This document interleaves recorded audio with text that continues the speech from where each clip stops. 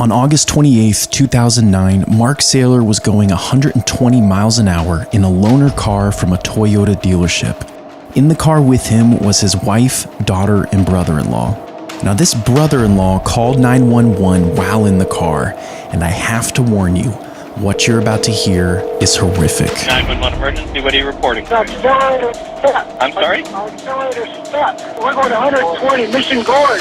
Mark was trying to brake, but the car wasn't slowing down. We're in trouble. There's no brake. Okay. In freeway half mile. The freeway was ending and they were approaching an intersection with stopped vehicles. We're approaching the intersection. Okay. We're approaching the intersection. Hold on. Pray. Okay. Oh, shoot. Oh. Okay. Hello? To avoid hitting other vehicles, Mark drove the car off into a ravine. All 4 passengers were instantly killed. The recording of the 911 call went viral, and everyone, especially the relatives of the family, blamed Toyota. The 911 call lasted just 17 seconds. Accelerator step.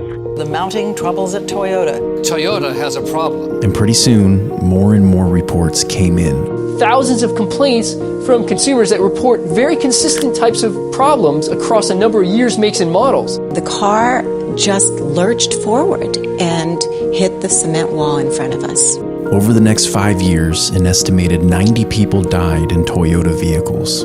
Put simply, Toyota's conduct was shameful. It showed a blatant disregard for systems and laws designed to look after the safety of consumers. Since everyone blamed Toyota, the company ended up recalling 10 million vehicles in just 2 years. They paid a $1.2 billion fine to the US government and spent another $1.1 billion on a class action lawsuit. But what exactly went wrong in the Mark Saylor incident? And was this really Toyota's fault?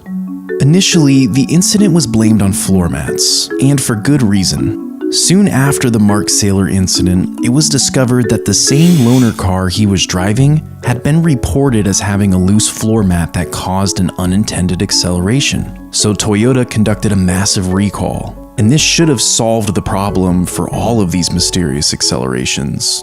But it didn't. Floor mats turned out to be just a small piece of the puzzle. Malcolm Gladwell, who is a very well-known and well-respected journalist, did an entire podcast episode on this Mark Saylor incident, and he strongly argues a point that is pretty controversial.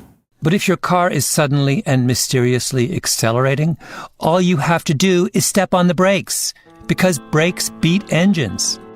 He put this to the test by flooring the gas pedal in a car and slamming on the brakes while it was still floored, and the car stopped. Car and Driver did the same experiment, except with a powerful sports car, and again, the brakes ended up overpowering the engine and stopping the vehicle. So if Gladwell is right, if brakes will always beat an engine, then why couldn't Mark Saylor stop his car that day? I know this is going to sound absurd, but the only logical explanation would be that Mark Saylor never put his foot on the brake. Just go with me on this for a minute.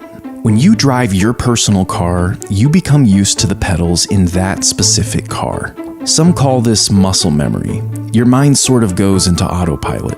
Well, the vast majority of these mysterious acceleration cases happened when a driver was put in an unfamiliar vehicle, like Mark Saylor driving a loaner. People get into an unfamiliar vehicle without adjusting properly, and when they put their foot down to press the brake, they sometimes unintentionally press the gas pedal instead.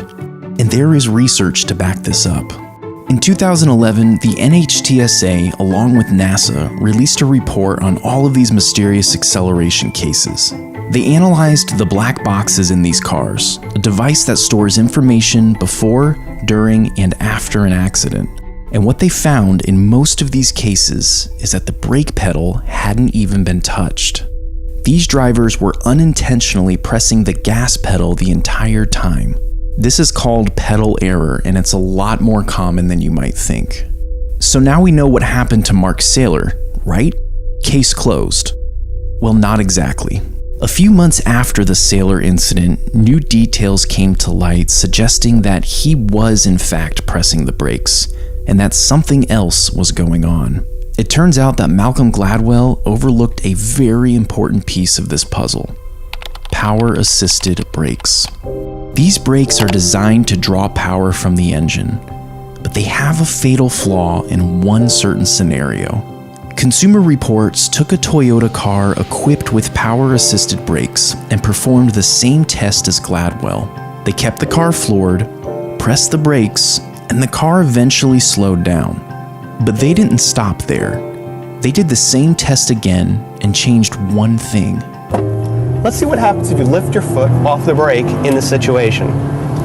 Again, wide open throttle, 60 miles per hour, hitting the brakes, car's slowing down. I'm going to lift off my brakes just once and then back down. I've lost power assist.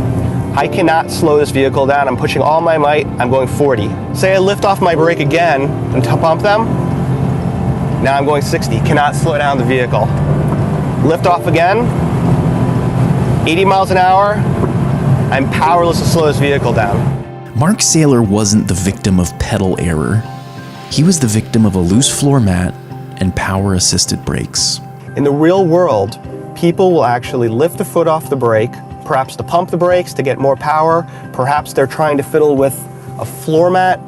But the point is when you lift your foot off the brake, even one time, you lose your power assistance and it becomes almost impossible to stop the vehicle.